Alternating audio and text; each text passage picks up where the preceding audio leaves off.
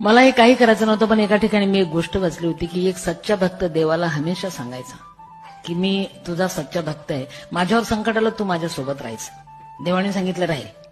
असं कसं राहील? अरे तू देव आणि मी भक्त, मला कसं कळणार तू माझ्यासोबत आहे? अरे म्हटलं तुझ्यावर संकट आलं की खूप पाऊस येईल, चिखल झालेला असेल, तू मागं वळून पाहायचं, 4 पावलं उमटताना दिसतील, 2 तुझे 2 माझे. यस. भक्त म्हटला यस.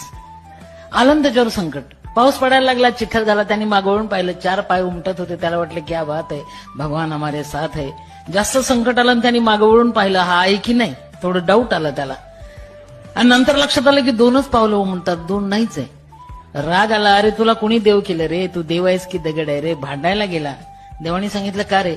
अरे म्हटलं 2च पाय होते आणि त्यावेळेस तू नव्हता माझ्यासोबत, मला तेव्हा तुझी गरज होती.